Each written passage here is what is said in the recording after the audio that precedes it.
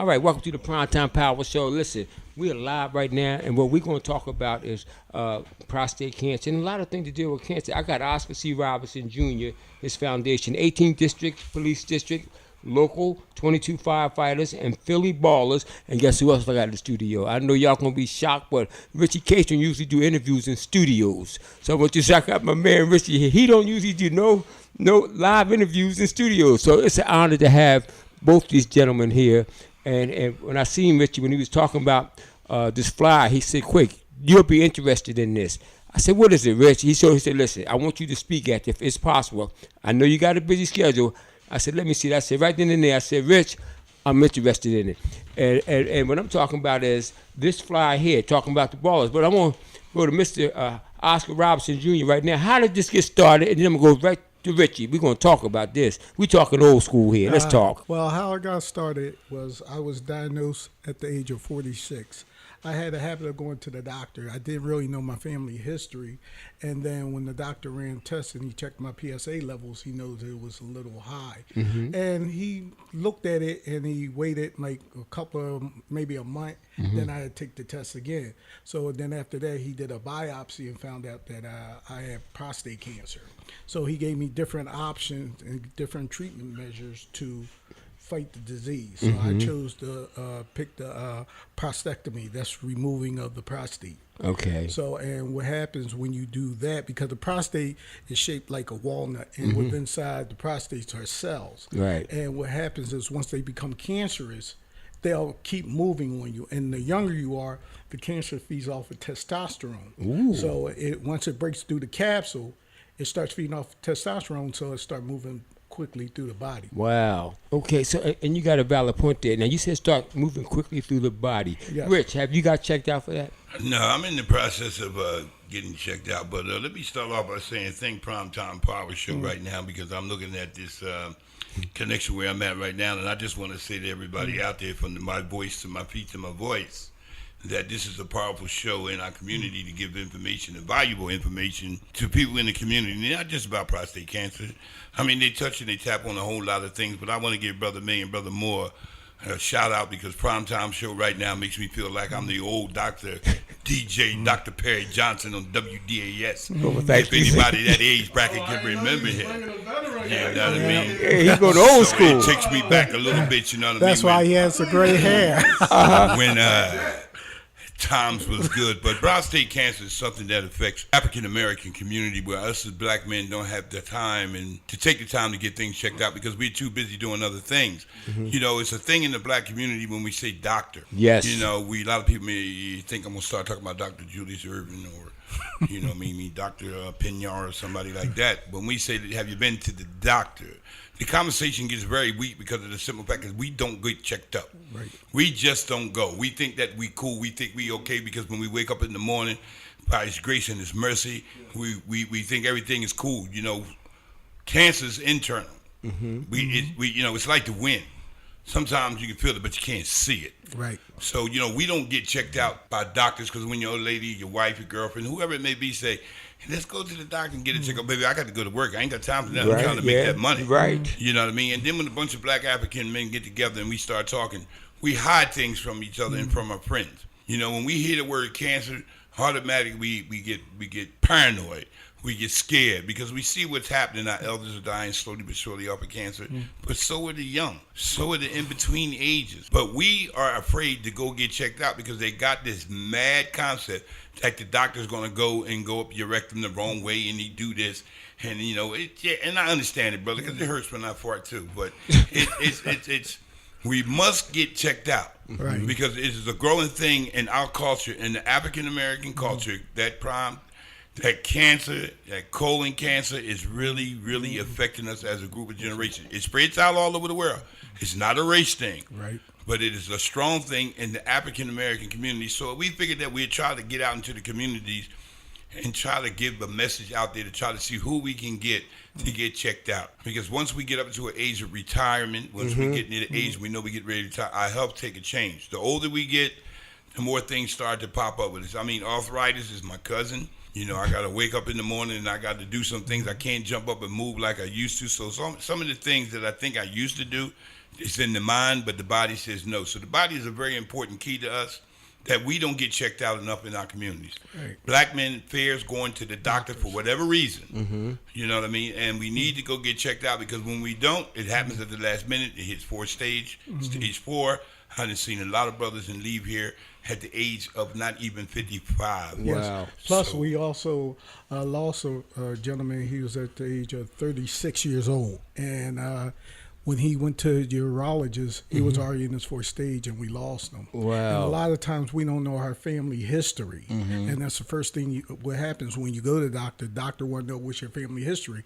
And back in the day, the families, if there was a sickness inside the family, it was secretive. Secret. And now you shouldn't do that because what's in the family, if it's sugar, if it's cancer, or if it's any high blood pressure, cholesterol, you need to know these things. So this way, the doctor has a guideline where he can say, okay, let me start checking into this. Let me check into that. So now it comes to the fact where I told my sons, and they called me the other day, hey, Dad, what age I got to get checked at? I said, 40. Okay. He said, okay. This way, I will go and get checked from my doctor because I said, son, it runs in the family. Your grandfather had it. I had it. Okay. Hereditary. So now he looks at it and say, okay, I have to get checked, and that's what we have to do. We have to tell our loved ones what's going on with us. Well, let me tell you my story real quick. My wife told me to get checked plenty of times, like you were saying, Rich. I'm going. I got to make this money, baby. I'm gonna go. I'll go next week. I'll go the following. Now it's a whole year. Now it's my birthday, and I told the wife, I said, baby, I don't feel good. She had all planned for Red Lobster, everything. I'm ready too. She said, you want to go? I'm like, yeah, baby, I want to go. We try to please them. We say, yeah. I just broke down and said, baby, I can't go. I don't feel good. Something's not right. Right. That's when we went to the TRICARE place, and they said, you need to, we took some blood tests. You need to get checked out, get a colonoscopy, what you got to do. So I planned the colonoscopy. I got it. Then they said I went to Dr. Blake, Germantown Avenue. Okay. He said, you got cancer all over your body. I said, what? Right then and there, I thought of the 4 C's. I called the 4 C's. I thought of death, to be honest. That's why I called the 4 C's. Like, right when you hear that word cancer, it's like, wow, why me? I'm going to lose my family. So I went to University of Penn, talked to Dr. Mahmood, which is a real good doctor. They gave me a good team down there. And she says, and I looked at her, right in her eye, like I'm looking at you, Rich. I said, I'm going to ask you a question. Am I going to die? Just like that. She said, no, we're going to save you. You're going to be all right. She said, by the way, your doctor diagnosed you wrong. You don't have it all over your body. So it's good to get a second opinion. May God be the glory. And then I got checked out. Then they gave me some more news. Oh, by the way, you got prostate cancer too. I'm like, oh Lord, I'm getting a double bubble here. She said we're gonna do both. She said it's a delicate operation because you're gonna get both at one time, prostate and colorectal at the same time. Right. They said you're gonna be here for a little bit. So the operation was 10 hours in the hospital for 10 days. Maybe actually it was more than 10 days, it was like 12. And still today I have a coloscopy bag and a stoner. And it takes a lot out to your emotions and your feelings. You change from day to day, and so I'm learning to cope with it. Even at work, I'm learning to cope with it. But I like what you're doing. I like what you're doing, Rich. Question to you: has the legislative body ever thought about reaching out to the Afro-American men? Well, I think like the legislative body does talk about a lot of things and everything like that, but it's not a topic too much in our black communities coming from our political leaders. Right. Because they apparently they're on another mission where, we have state government, city government, federal government, and it doesn't make an impact in our community and be advertised as much as it should be. But one of the things in our community, why we're not touching on this is too much, is because of the simple fact, I don't see too many clinics in our communities that can be able to, be in an area where I notice how men don't like to go down to a big hospital, University of Penn or out St. Joe's Hospital or any big hospital. We need to find a way to put clinics that's eligible to reach the people in these little pockets in our community to bring them out and into our communities. We cannot introduce these things to people if we don't have a vineyard to be able to introduce. Legislators need to fight for it, and I'm quite sure there's groups out there that's already fighting, but I don't think that we as a force came to our legislators and sat down with them and said, listen, this is a bad disease in our black communities. How can we get it out there with some of the initiatives that what a grant could do, what can we bring to our community, how can we meet with these universities to find out, can we have a day of checking out prostate cancer and any other kind of cancer? They have many days, they have many parties, they have other kind of connections, they have little health things. Right. We have not just focused on one thing. Right. We don't need a resource of many tables. If we're going to look into prostate cancer, let's make that the target and only the target to get it out. But in the meanwhile, let me say this here. In our communities, the Black African American men and children don't realize what kind of stores are in our community and what kind of food we eating. Ooh. Yep. Okay. So Oscar, so let's the food. Let's talk about it. Okay. I like hot dogs, but I don't eat them no more. But go ahead. Well, your diet has a lot to do with it, but if you really look at it, everything is contaminated. You know, from the food, from the water. You have, matter of fact, we just had a 2-day seminar over at Penn, and it was a prostate cancer survivor group. And I met brothers from Africa. I met brothers from all over. Yeah. And it's just something where we all stepping up to say, this is a disease that we have to look into, because there's stuff out there for breast cancer. Yes, the women, they go to the doctors. They get go more than we do. Yeah.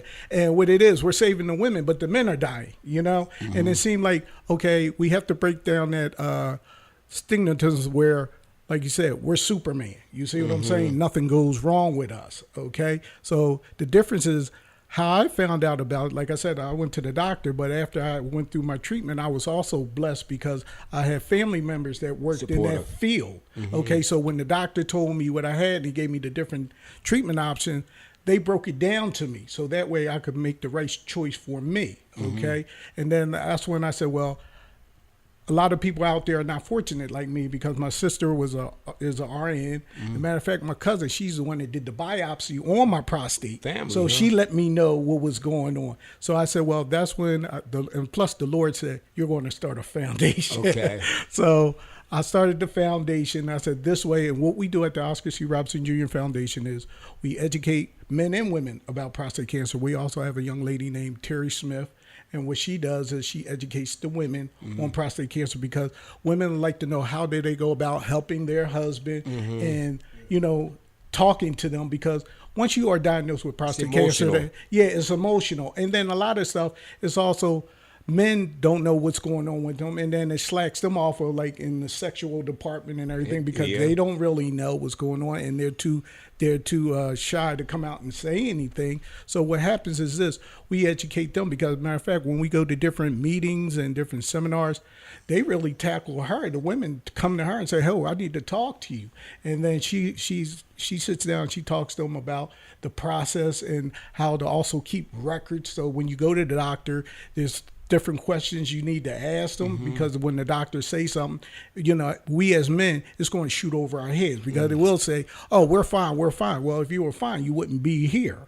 So what we do is this: we just go ahead and with our foundation is, after we sit down and talk to them, if you don't have a urologist, we'll find one for you. All right. Also, we do is free screenings. Okay. So there's no question, like, you know, with my insurance or anything, we also do free screenings where men could go there and get tested.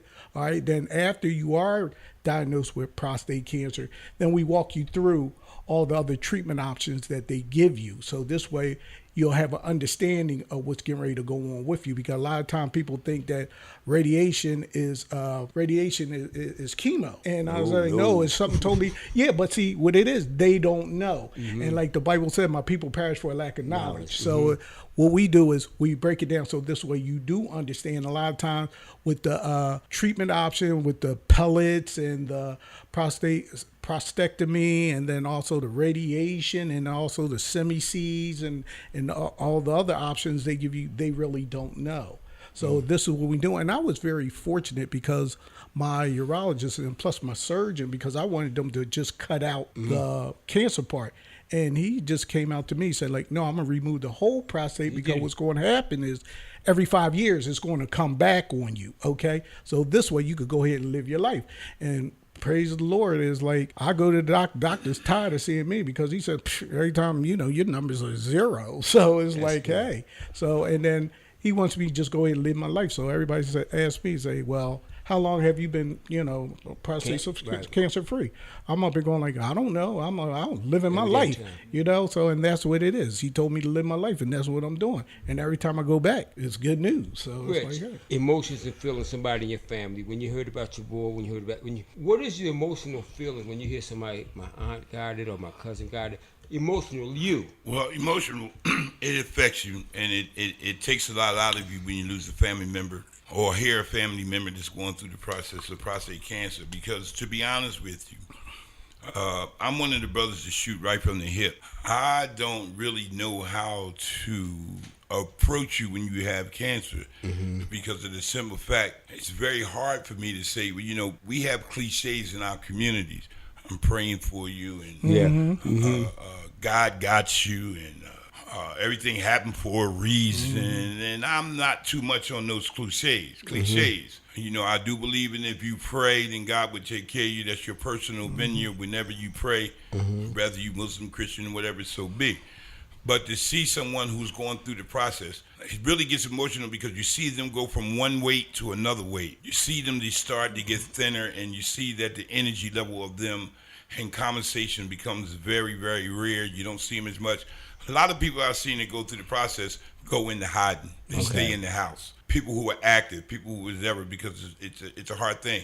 It's hard for me to go to your wife and say something about what you're going through because I don't know the right words to say when somebody's suffering like that. I really don't. And I'd rather not say anything. I may say, hey, Mr. Paul Moore, Miss Moore, how you doing? How's Paul doing? I hope all is well. If you need me, just give me a call if there's anything that I can do. I try not to keep planting the seed with reminding them of what they're going through. Right. You know what I mean? And so I'm saying lean more towards yourself and believing in your prayers. Faith is one of the good words. Right. But I want to go back just a little bit on the legislative side of what you were saying. One of the things that I would like to do is meet with the legislators and have them to meet with maybe the Eagles, the Sixers, the Flyers, the Phillies, and find out if there's a way, because see, the house is packed when the 76ers play. Yeah.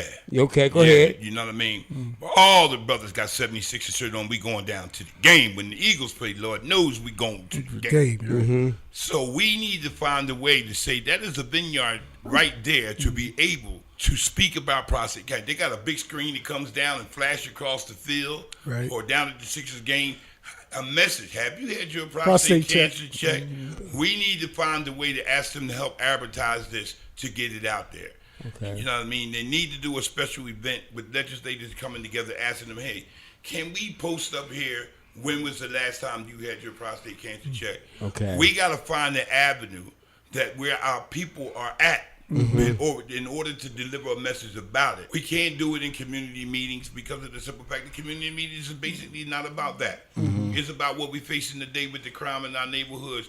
We're losing more men on prostate cancer, quiet is kept, as we losing young black men in the street killing one another. Those are the two highest ranked homicides, because cancer to me is a homicide.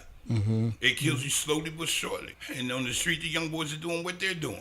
And not to interrupt the case, but I'm glad you brought that point up, because American Cancer Society got in contact with me and they said it's going to be over 100,000 new cases of prostate cancer. So it's starting to be an epidemic, not only in the black community, also in the white communities as well. But I think it's already an academic. It's the way we look at it, and we don't take it to seriousness.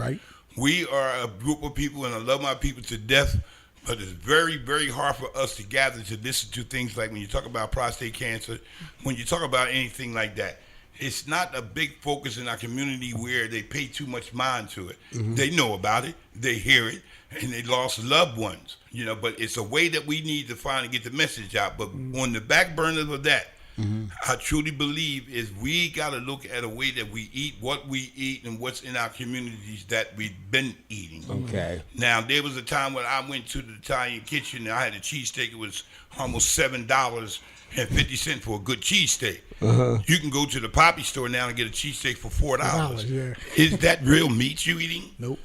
Is that real steak that we eating? If you look at the Cambodians' neighborhoods and the Koreans' neighborhoods in our community, what type of food are we feeding ourselves? By you being young, the body can handle a lot of things.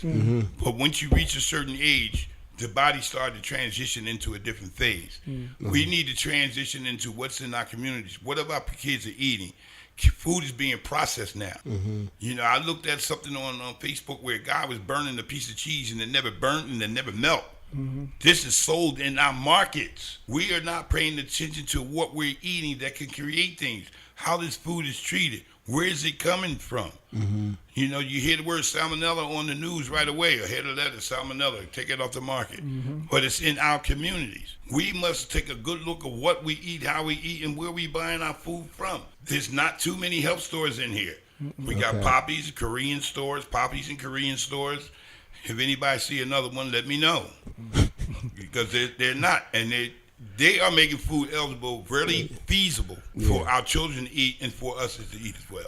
And not only that, when I go out and I talk to men, a lot of brothers are starting to step up and they're starting to want to get checked, okay, because they find out that somebody in their family had the disease, okay? So they say, like, what do I do? So I have to take my hats off to the brothers that are now starting to step up and say, let me go get checked, okay? So not only about prostate cancer, you could go there, you could be cool. You don't have prostate, but you could have diabetes, you could have sugar. I mean, you could have high blood pressure, you know, high cholesterol. You could have anything. I just know that colorectal cancer and prostate goes together. You know why? They're close, yeah. They brothers and sisters. Like, Right, yeah. you ain't going to leave me here. Right. What did you expect to get out of this game, Richie and Oscar, the 18th District Police District and the local fire department? What do you expect? How much money do you expect to raise, and how much goes through this agency, and how much goes towards PSA type information? Put it out there. How's it work? Well, what we do is we bring the awareness, and then also at the games we will be signing up guys for the free screenings, and most of the money goes to education, and then also the free screenings and setting up doctor's appointment for guys and everything like that. The program that we have, we sit down and educate the men. We talk to them about what a prostate is and what it does, what function it has, and so they have a clear understanding of what their body has, okay? So that way what we do, we break down the wall so you have a clear understanding. So that way when you talk to the doctor, you could talk to him on the level that he thinks that you're not on. And then also, let me put this out there, it's also a business too, okay? So it comes to the fact, sometimes they may even give you some testing that you may not even need, you know? So it's, this way when you ask the doctor, you start questioning, say, okay, doc, why I need this, why I need that, you know, then they'll say, well, okay, he's starting to talk to somebody, so he has to answer those questions. Well, okay, we're going to take a pause for the calls, right? Sure. But that well, hold on to that well, because we're coming right back We'll and do. see what's in there. We'll be right back in a few in the Primetime Power. So we talking about prostate. Let's do this.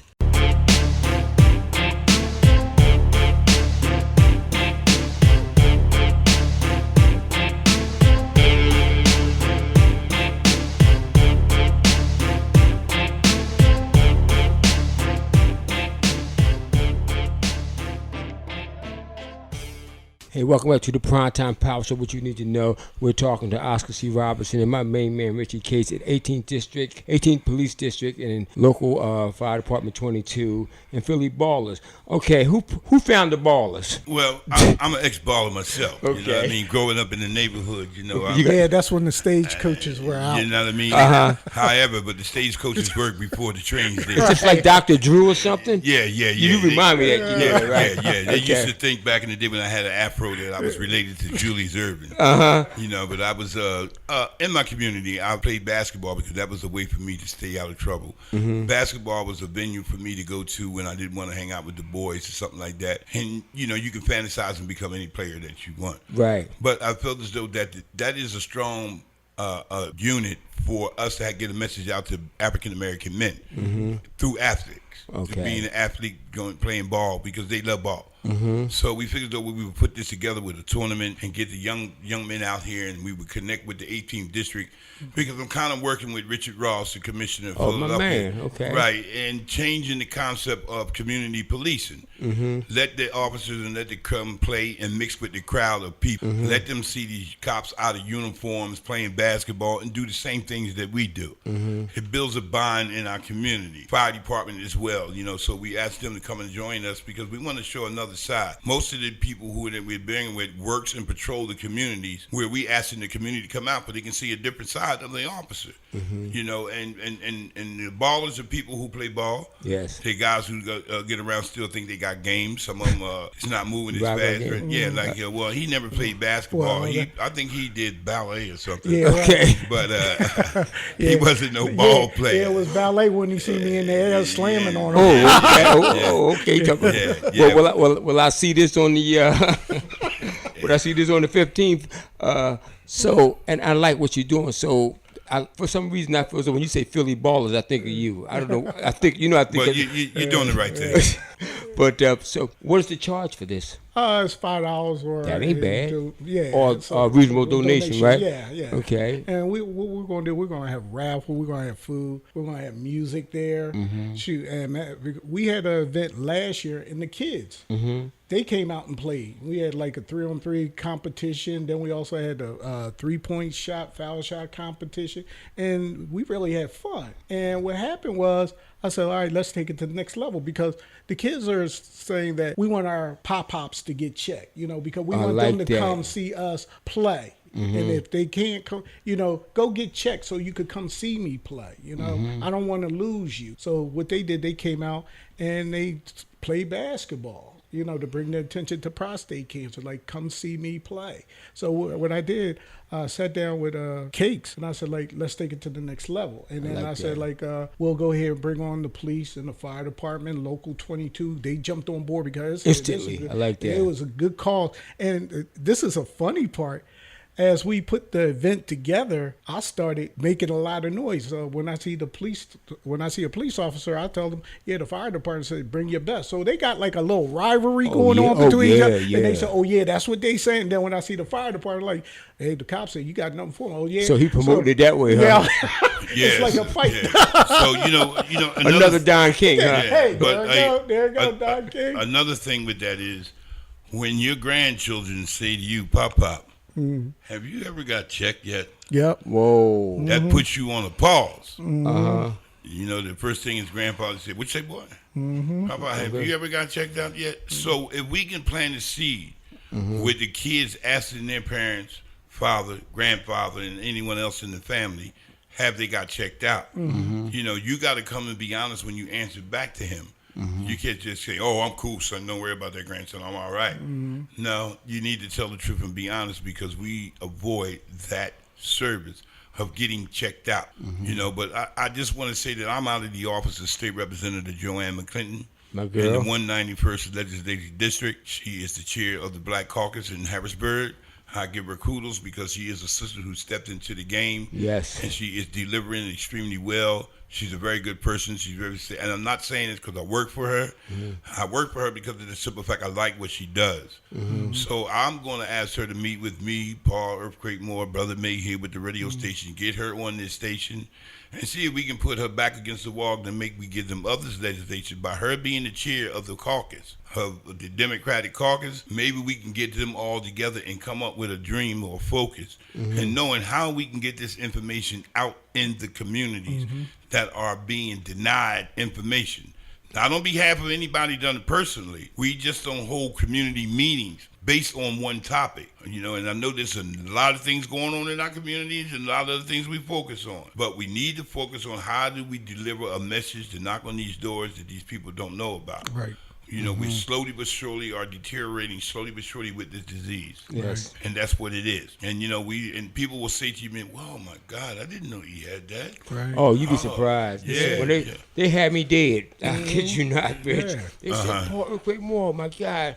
God bless his family. God bless his soul. Right. And one thing about it, it's curable if you catch it early enough. You got to catch it. And why die over a disease if you just go to the doctor, you know? Well, because we blind to the fact, like Richard said, we blind to the fact that, again, us as men don't want to go. Rich, I was explaining to him that Bernard Odin we did a story at the church, and the first thing he asked me, said, "Quick, when you found out you had prostate cancer and colorectal cancer, and how did you feel?" I said, "I felt like I was gonna die." I told him, Well, I know you lost sleep. oh man, yeah. sleep. You know you worried. Right. Yeah, I mean, You know what I mean? You walk and you pace the floor. the emotions is there. That's right. You know, and I know you a godly man. You know, I think your church is at 70th and Woodland. Smart man. Okay. You know what I mean? And I know that you're a praying man and you're a Thank you. pastor. But when that word cancer hits you, I know. it takes the mind and the body and the to a family whole to a different- whole different direction. It does. It You know, does. and it's sad because some of us give up. Some of us don't know how to go about trying to fight it. Some of us just sit down and go into a shell because we hear the word cancer. Sure, right. And it can be treated. But the only thing we don't treat is ourselves to the doctor. So we got to find a way to let them know it's comfortable because I had got a home kit done. If you're afraid to go to the doctor, Not that thing you mail off. Yeah, Yeah. that's the thing. Okay. Right. Yeah. Okay. it's a beginning. Okay. It's a beginning. If you can get that and do it right and send it back there, now eventually if they find something, you got to come in. But if you have the fear of letting the doctor check you out, then get the home kit and do it yourself. But get it looked into, you know what I mean? And get it checked out because you'll never know the outcome of what's going on. Right. But by you not going at all, it is steady growing Yeah, right. and going. And go. And when it hits you at the wrong time, there's nothing you can do about Yeah, it. because either way, you're going to go to the doctor. Well, and that's so- true because my wife told me. She said, actually, my job was telling me, they said, Quake, because I weigh 250 pounds. But they Right. said, Quake, you coming down nice. You losing weight.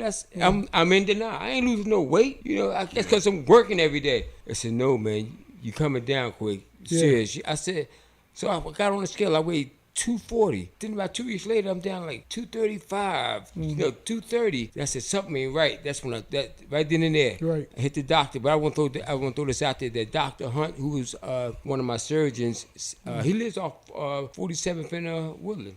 He was out there with his dog one day. I said, Dr. Hunt, he wear these cowboy boots, right? Nice young man. So I'm gonna tell him about the game. I got to see him next week. I want to give him his flyer because he lived down that way. So make some of the doctors over.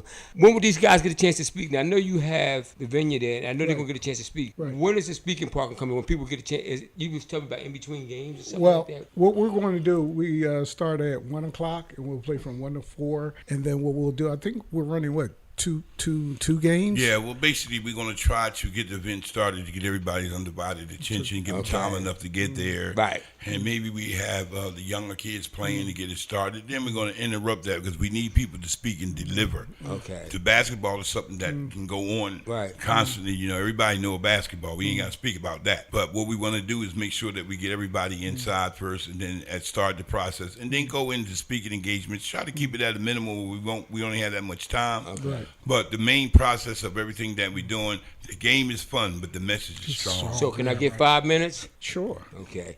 I think my message gonna be a real down home message, straight to the point. You know me, Rich. I just do what we gotta do. Some people tell me, they say, "Quick, I know you're going through, but you're still doing your community thing because I can't let this get to me. I can't let this No, you can't beat stop. me. You Can't got stop. because if I'm sit home and go like this, it's just gonna get worse. I'm gonna Yeah. get sad and Yeah. start going down, drizzling down. Even my producer told me, he said, "Quick, you doing good. Do what you gotta do." My job tells me, they said, "You doing all right?" Because when I went back to the city, they like saying, "You sure you can do this?" They said first they told me we ain't got nothing for you.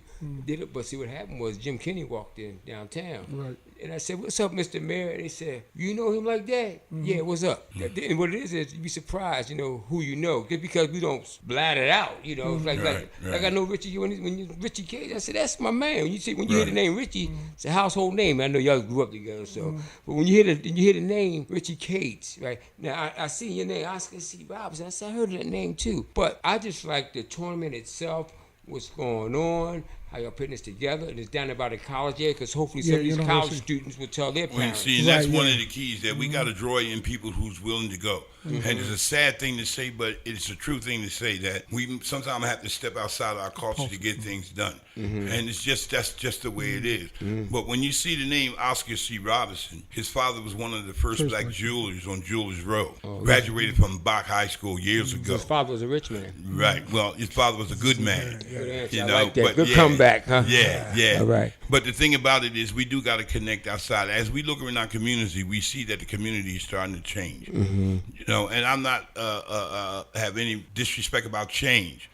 I think there's time for things to change. We in the 2019. We may need new leaders. We may need new legislators. It's just time for change. Okay. You know, I mean, if I was a legislator and had 30 or 40 more years, I'll be very grateful for the time that I had to spend, but I've been grooming somebody behind me because I want to get me a little boat and a fishing rod and I'm out. I can dig it. You know what I mean? Just like you, being a community activist all your life. You know what I mean? You used to be in the ring. Yeah. You know what I mean? You was boxing. You was a good boxer. You did your thing. You named yourself Earthquake Paul Moore. You know what I mean? So did you ever think that where we at right now today that we will be out here being an activist and standing up for our community? At one time, I was a part of the community being destroyed. Yes. Right. Yeah. Right. As a young man growing up, I was a hood rat. Yeah, dog, I'm from here. I never thought that I would be in the seat that I am by His grace and His mercy, and I'm blessed for it with the health that I am right now. And I think I'm okay because I feel okay, but doesn't necessarily mean I am okay. Okay. You know, but being an activist like you do, Paul, you gave back to a lot of communities. You do a lot of work, and shows like Primetime Power shows. Like this is very good for us because we get an opportunity to speak to our neighborhood. You know, technology is moving up now with Facebook, Twitter. We got number 45 in there. I think he talks more on the phone than he does in his own life. Yeah. You know, he always tweeting this and tweeting that. So it goes to show us what direction we headed in. So things like this, Primetime Power shows, or shows that we need in our community. And we need to get some legislators on here. We need to get them on this air here to put their back against the wall and say, listen, we need to find out what it is that we can help out with getting the bill passed or how we do things or how things are being done in our community to make this thing be exposed to the point where we can get help. Because some people don't have insurance. Right. Medicare right now is playing tennis with our lives. We work all our lives and become senior citizens and get Medicare. Now they talk about it's a Medicare F out here. You know what I mean? We don't know 8, B, C, and D. They won't do nothing to cover. Well, we're going to wrap this up, right? Thank you guys for coming out. Right. So why don't you just tell our listening public out there where we at, what we're going to do, and let's just make this happen. Okay, yeah, the basketball event will be next Saturday, June the 15th at the University of Science College in the gym. The time will be from 1 to 4 o'clock. Okay, and donations or it's $5 and up. $5, yes. Okay. And come out and have a good time. All right. Listen, we're gonna wrap up. Before we wrap up, fellas, you know you on the Primetime Power Show. You do understand this. So, what's your favorite show? The Primetime Power Show, baby. That's me. Primetime Power. And let me tell you, our power comes from the good Lord above. That's why this show is called Primetime Power. Earthquake. You heard it live from the Primetime Power Show. Thank you, Brother May. Peace. Yes.